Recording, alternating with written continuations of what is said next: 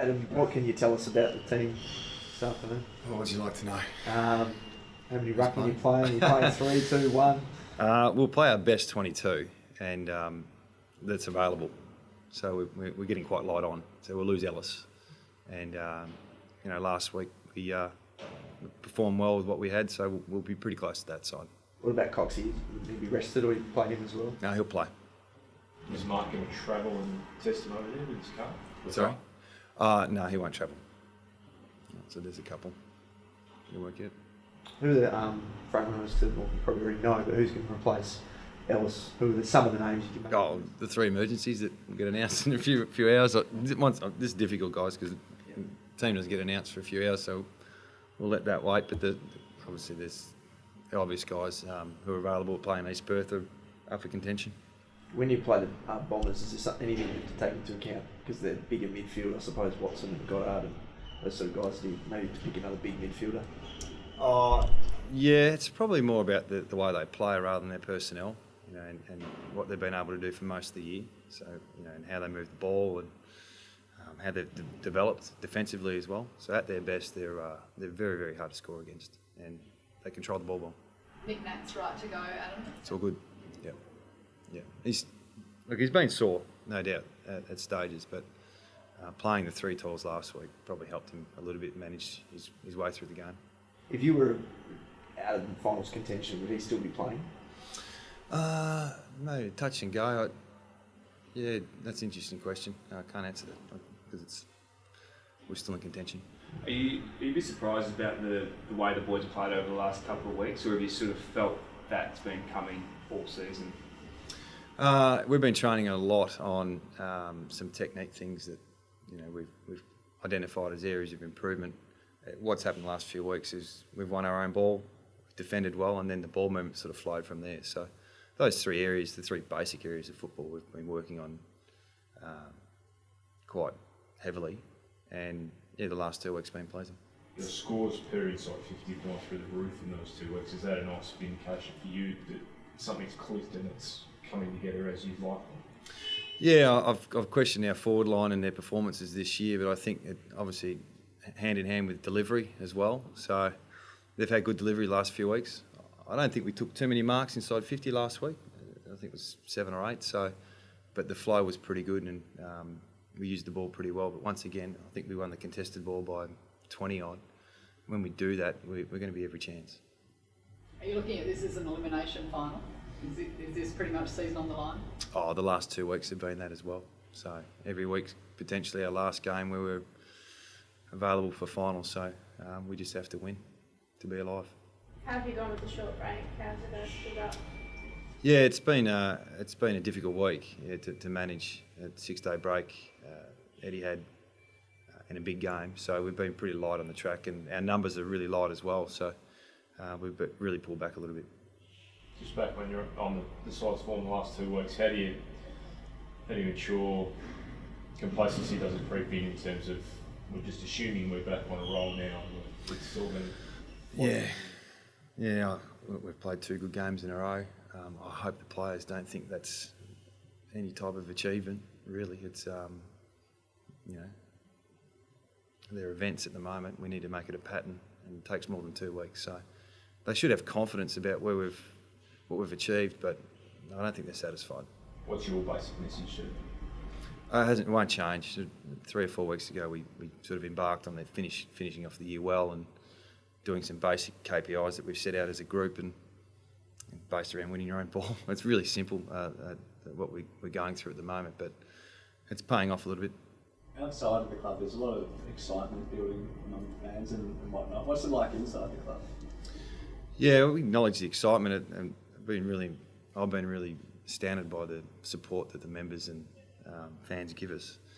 But the excitement for me is probably the age of our list, to be honest. It's we've got some players, 5 or 6 players, hopefully that re-sign with us in the next few weeks. That they're 22, and our top end players outside of maybe Pritter, they're pretty young as well. So our list profile is quite young, and I didn't realise that until I got here.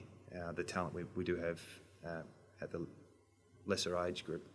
given there are some of those young blokes here, what would it mean if you could go on a bit of a fairy tale run, get into the eight and have a bit of finals experience? Yeah, this game is really good for our development this week, let alone the next week or the week after. You spoke about running out of soldiers in a sense, that they've had quite a few season-ending injuries to, I guess, more senior type guys. Do you have real confidence in those younger guys who will now have to bring in? You don't have any other choice? Yeah, it's been in the deep end a little bit for some of them, albeit I think there's been 10 or 12 guys who have been in and out of the side this year that are all between 20 and 24. So we brought back in Cripps and Bennell and Hill a few weeks ago. They're 30 to 50 game players, so it hasn't been like they're 18, 19. So Dom Sheet's probably our only teenager in the side. So there's a bit of experience there, but they're in that bracket that's they're still finding their own, but they've played a bit of games and they've been on the list 3 or 4 years. So I don't think we've really bottomed out in terms of playing the kids, but we have given opportunity to a lot of players this year. I think 36 or 37 players have played. Someone like an Adam Carter, could he play a role in defence with Ellis out, I guess, from that defence area? Yeah, he's in the mix this week for sure. He's one player who hasn't had an opportunity this year, and I'd like to try and see what he's got before the season ends.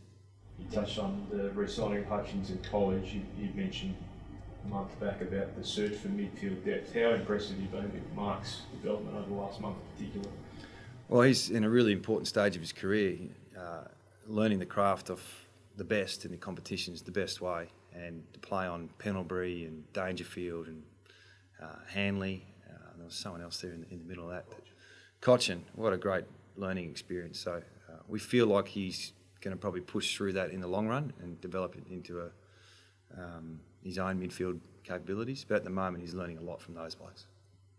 And Shannon gains life membership at the club this week. You've talked about him being the smartest footballer on the list, and his teammates talk about how professional he is. How impressive you've been with his leadership over the last 6 weeks or 8 weeks since he's stepped into a role when Glassy retired. Yeah, I don't want him getting ahead of himself with his footy smarts, but he's very confident in his own ability, which is a given, and it's very important for those types of players. But he understands the game and reads the play well. I've spoken a couple of times about how I want the players to identify situations game day and on field, and how we change things in the dynamic that they can change themselves. And he's leading that. With our backs in general have been pretty good in the last month at identifying different cues and reading different situations. So but he's at the front of that at the moment. And I've seen a lot of our leaders grow this year, especially with the captaincy. For whatever reason, whoever's been captain for us has performed pretty well. So don't ask me who the captain is this week. We haven't decided yet. Have you been surprised by any of those guys exceeding your expectations, taking on the captaincy? I've just gone in with open eyes. Yeah, I haven't put a lid on what they can do with their leadership. As great as Glassy was, it's probably provided these guys a bit more opportunity in the last few weeks to grow in their own right, in their own style. So each of them have been different, but they've all performed well, which is the main thing. You've mentioned Matt Priddis is in All-Australian form. Do you think he's been a bit underrated over the years, now that you've seen him at close hand? I think within the footy industry and football circles, when you play against someone like Matt, he's highly respected and regarded. So in that sense, probably not, but publicly maybe. But I certainly haven't undervalued his contribution to the club over the last 10, 12 years. And what he's done this year is probably another level, although he did win the best and fairest last year. So. In terms of the fixture, and you're scheduled to play on Sunday in the final round, do you feel perhaps the AFL might have jumped the gun a bit? You guys now back in final? No. You get what you deserve if you're mid-table halfway through the year, and they've got to work on their scheduling, so no problem with that. Is there any wiggle room at all where you could request a move to Saturday or anything like that? I haven't looked at it. Maybe someone else might look at that. Let's get this week up and going first. So, yeah, like I said, when they look at the fixturing, it's where you sit in the ladder at that particular time, and that's where we deserve to be.